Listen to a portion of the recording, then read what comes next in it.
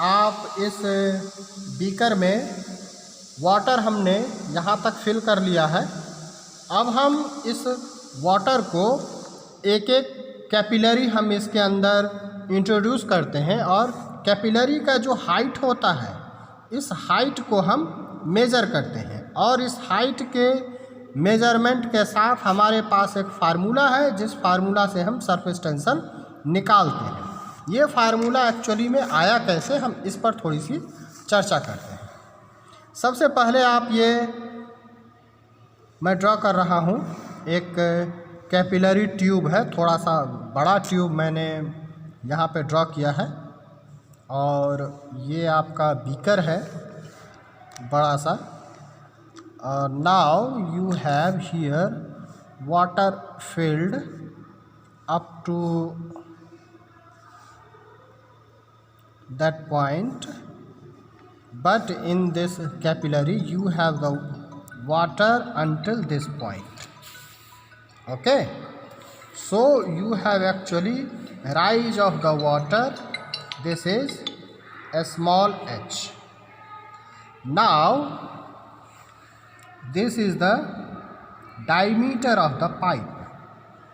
Diameter is a small d, and here we have the center line. Let me draw the center line, and this is the contact point of the liquid to the capillary.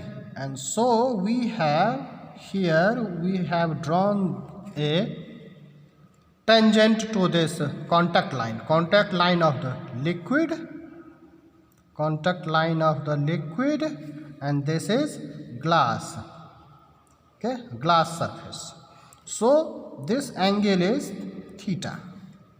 And now let us draw a perpendicular line here, and center line is this, and this angle will again be the theta, and this is the radius. Okay, let us say this radius a.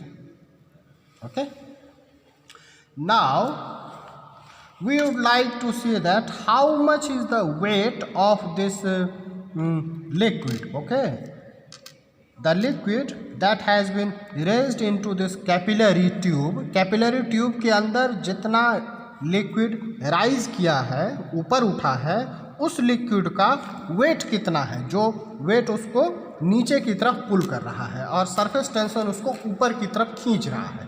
तो हम ये दोनों force को balance करेंगे। Okay, दोनों force हमारे क्या होंगे, एक downward force due to the gravity which is acting on this liquid due to this rise of this liquid, and another is surface tension force which is moving to the upward direction.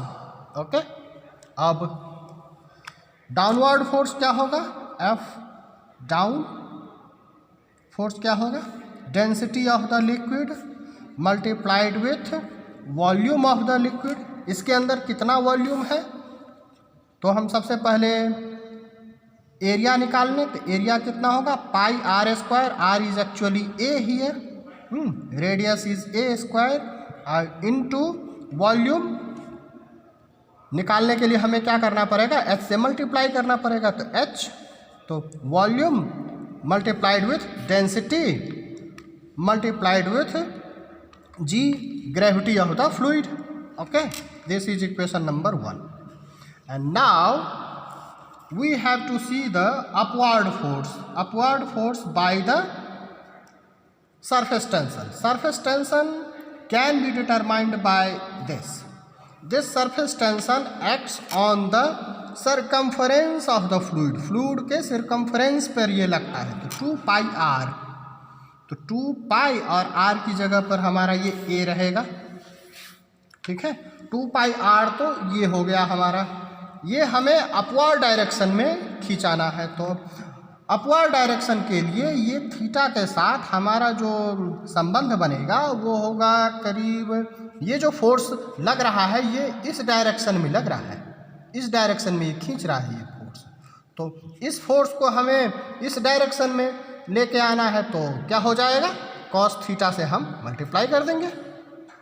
ये जो force है हमारा फिर से मैं repeat कर रहा हूँ, due to the capillarity, due to the surface tension that is acting in this direction, और ये थीटा है इसके साथ एंगल, और हमें इस डायरेक्शन का फोर्स निकालना है, तो कॉस थीटा से हम इसमें मल्टीप्लाई कर देंगे, तो वो उस डायरेक्शन का फोर्स ये हो जाएगा एफ अप, और ये जो हो जाएगा आपका F down, down due to gravity which is acting on this rise on this fluid, okay, on this rise, मतलब ये जितना उठा है फ्लूइड उसका कितना वेट है वो नीचे की तरफ काम कर रहा है, और सरफेस टेंशन इस डायरेक्शन में काम कर रहा है, उसको पुल करने की कोशिश कर रहा है, तो हमें अपवर्ड फोर्स का डायरेक्शन कितना हो जाएगा, तो ये हम कॉस थीटा से मल्टीप्लाई करके निकालेंगे। ये दोनों this should be equal, and so now F down should be equal to F up, okay. This is actually contact angle for the liquid to the surface, okay, this is actually contact angle, and that contact angle for the water is nearly zero, क्योंकि water से जो है glass का surface पूरा ही भीग जाता है, जो पूरा ही वेट हो जाए तो उसका कॉन्टैक्ट एंगल जीरो होता है। आई बात समझ में? तो कॉन्टैक्ट एंगल हमारा इसका जीरो होता है नॉर्मली वाटर और ग्लास सरफेस के लिए। तो आप चाहो तो cos theta zero equal to 1, so you can just write down here F up, F down is actually rho pi a square h into g equal to 2 pi A into sigma. Sigma is surface tension. Surface tension, unit of surface tension is Newton per meter. Okay. So now after doing some algebra, you will reach a equation which is sigma equal to rho GHA by 2 times of cos theta. Is it okay? Okay, that cos theta is actually 1, so you can write it here 1, okay. So actually we have sigma equal to rho GH A by 2, and A is actually radius of the capillary tube, okay, radius of the capillary tube. And now we have performed some experiment, and in this experiment in your manual surface tension sigma is also sometimes written by this gamma, okay, so I wrote it here gamma, so don't confuse it. For the water and glass surface tension is actually 0 point standard surface tension sigma और gamma is equal to 0.072 Newton पर metre, ठीक है। अब हमने इसमें experiment किया, हमारे साथ हमारे सहयोगी हैं मिस्टर राजेंद्र सर, एंड इन्होंने हमें कैपिलरी दिया बहुत सारे डायमीटर का, जो आप यहाँ देख सकते हैं 2.5 mm का, 2 mm का और 3.5 mm का, ये आपका कैपिलरी ट्यूब है। अब इस कैपिलरी ट्यूब में हमने, हमारे पास एक बीकर है, और इस बीकर में हमारा वाटर हमने फिल कर लिया है, और हम इस स्टैंड के द्वारा कैपिलरी को इंसर्ट करते हैं। कैपिलरी को इंसर्ट करने के बाद वाटर का जो लेवल है वो है करीब 4 mm, और इसका जो राइज है इसमें कितना आया है 0.5 mm। वो जब हम आपके साथ एक्सपेरिमेंट करेंगे तो आप क्लियरली इसको देख सकेंगे कि 0.5 सेंटीमीटर का इंक्रीमेंट इसके अंदर आया है। 0.5 है या कितना है सर? 0.3 है क्या? 0.3 है। 0.3 mm का इसमें राइज आया है, और इसका डायमीटर है, कैपिलरी का डायमीटर है 6 mm, ओके। सो हमने ये सारे एक्सपेरिमेंट किए हैं, तो 6 mm के साथ 0.3 mm का डायमीटर, रो GH, ये सारा हमने करके जो हमारा फाइनल इक्वेशन आया वो है 0.044145 न्यूटन पर मीटर। ये बहुत ही एरर है, और इस एरर का कारण क्या है, क्योंकि एक्चुअल वैल्यू आना चाहिए ये, तो हम अगर दूसरे डायमीटर का लेते हैं, अगर हमारे पास 2 mm का डायमीटर है तो ये आया 0.0637565 न्यूटन पर मीटर, ये काफ़ी करीब है। अगर मैंने 2.5 का लिया है तो वो और ज़्यादा करीब है वाटर का जो एक्चुअल सरफेस टेंशन होता है ग्लास सरफेस के साथ। तो ये दोनों तो एक्सेप्टेबल लिमिट के अंदर हैं, लेकिन ये दोनों बिल्कुल ही एक्सेप्टेबल लिमिट के अंदर नहीं है, क्योंकि एरर लगभग 40% के आसपास है। तो आपको इसका रीज़न ढूंढना है, क्या रीज़न है। सबसे पहला रीज़न आपके दिमाग में क्या आएगा, ये जो वाटर हमने लिया है ये टेप वाटर है। टेप वाटर में बहुत सारे इम्प्यूरिटीज़ होते हैं, सॉलिड डिज़ोल्व होते हैं, साल्ट होते हैं, तो साल्ट की वजह से इसका सरफेस टेंशन वैरी कर सकता है, फर्स्ट एरर। दूसरा एरर, जो हमारा ये स्टैंड है ये बिल्कुल समतल होना चाहिए, सीधा, ताकि हम इसके जो राइज है, कैपिलरी राइज, उसको हम ठीक से देख पाएँ, ठीक है। और भी कुछ कारण होंगे जो आपको ढूंढना है। तो इसमें एक छोटा सा डेरिवेशन है, जो डेरिवेशन मैंने कैपिलरी राइज का निकाला है सरफेस टेंशन के साथ, एफ डाउन और एफ अप, और फिर उसके बाद हमने इससे एक फार्मूला निकाला है सरफेस टेंशन का, rho means density times gravity times capillary rise h times radius of the capillary tube divide by 2 into cos theta. Cos theta ये वेरी करेगा, अगर आपके पास इसमें मरकरी होगा तो अलग होगा इसका, हाँ, अगर आपका अल्कोहल है तो अल्कोहल के लिए कॉस थीटा अलग होगा। तो हर एक किसी भी लिक्विड का आप इसमें सरफेस टेंशन निकाल सकते हैं ये कॉस थीटा को रख करके। अगर कॉस थीटा आपने 1 कर दिया तो ये केवल वाटर के लिए ये फार्मूला हो गया, ओके। तो ये एक्सपेरिमेंट्स हमने परफॉर्म किए हैं और आशा है कि आप लोगों को समझ में आया होगा। अगर किसी भी तरह का कोई भी क्वेरी है तो आप हमें पूछ सकते हैं, और राइटअप के लिए आप लोगों को ये 3 ऑब्जर्वेशन आपको दे रहा हूँ मैं। और राइटअप मैं चाहूँगा सबसे पहले आप डेरिवेशन करें, डेरिवेशन करने के बाद हमारे पास बहुत सारे ऑब्जर्वेशन है, जैसे serial number, capillary rise, surface tension, mean value. मैं मीन वैल्यू नहीं कहूँगा यहाँ निकालने के लिए, ना मैं standard deviation, because we are far from the reality, okay. So there is no meaning to have the mean value और standard deviation, but what may be the possible reason for different surface tension, okay, in the same experiment, that you have to determine.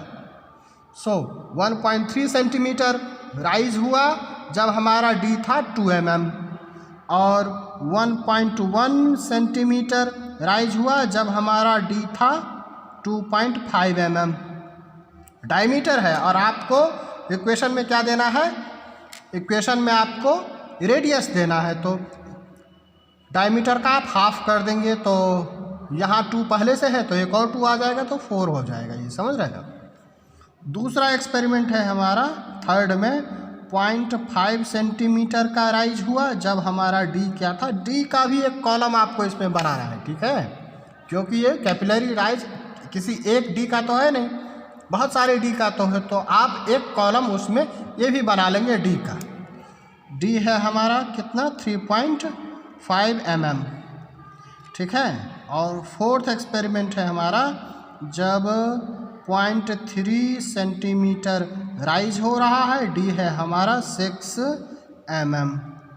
दूसरी बात जो मैं कहूँगा कि इसमें zero contact angle तो नहीं है, कांटेक्ट एंगल आप कम से कम आप ये मान के चलिए कि मुझे लग रहा है इसमें 10 या 20 डिग्री। तो अगर आप 10-20 डिग्री कॉस थीटा अगर आप इस फार्मूले में लेके आए, कॉस थीटा अगर आप 10 डिग्री लेके आते हैं तो मुझे ये लगता है कि आप काफ़ी करीब पहुंच जाएंगे एक्सपेरिमेंटल रिजल्ट की। ये तो काफ़ी करीब आ ही जाएंगे, ये दोनों तो काफ़ी करीब आ जाएंगे, ये भी काफ़ी हद तक आपको सुधर जाएंगे रिजल्ट, तब आप मीन वैल्यू और स्टैंडर्ड डेविएशन ले सकते हैं।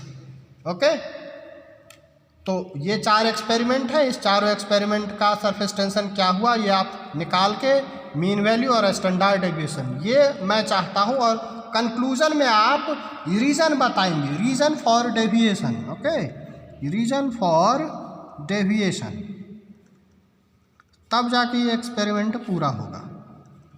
ठीक है, तो ये एक्सपेरिमेंट मैं समाप्त कर रहा हूँ। अगर आपके पास अगर कोई क्वेरी है तो आप पूछेंगे, और तब तक के लिए धन्यवाद। और आशा करता हूँ कि नेक्स्ट जब कभी भी इस वीक में डाउट आपको क्लियर करना है तो I am available at Saturday also, so you can clear your doubt. और सैटरडे को मैं चाहता हूँ कि सभी के पास मैनुअल ये लिखा होना चाहिए कि ऑब्जेक्टिव क्या है, to determine the surface tension of the given liquid by measuring the rise of the liquid in capillary tubes of different sizes to establish the accuracy and precision of the given method।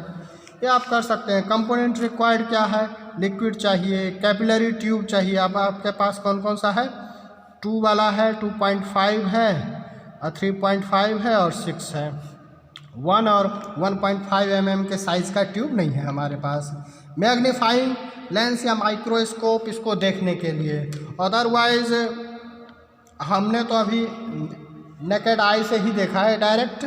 ठीक है, और list of symbols आप ये capillary radius, capillary height, local acceleration due to gravity, surface tension sigma है, यहाँ पर gamma लिखा है। थ्योरी आप अपने किसी भी बुक से लिख सकते हैं, आसानी से उपलब्ध है ये थ्योरी सरफेस टेंशन का। ये आपको डेरिवेशन करना है, और फिर डेरिवेशन के बाद ये फार्मूले पर आना है। इस फार्मूले के बाद एक ये आपको टेबल बनाना है। ऑब्जर्वेशन क्या है, टेबल, लिक्विड का नाम क्या है, किस लिक्विड का निकालना है, स्पेसिफिक ग्रेविटी, वेट क्या है, स्पेसिफिक वेट। ओके, मीन्स जी की वैल्यू क्या है, डी क्या है आपका, हर एक डी के लिए अलग अलग। तो आप ये कॉलम डी का भी बना लेंगे इसमें ना, डी का अलग से बनेगा, कैपिलरी राइज का, सरफेस टेंशन, फिर मीन वैल्यू स्टैंडर्ड डेविएशन में। मेरे ख्याल से अगर कॉस थीटा 10 डिग्री या 5 डिग्री लिया जाए तो मेरे ख्याल से ये काफ़ी करीब आ जाएगा, ये रिजल्ट ना, ये भी काफ़ी करीब आ जाएंगे। Okay, thank you very much for your kind attention, धन्यवाद।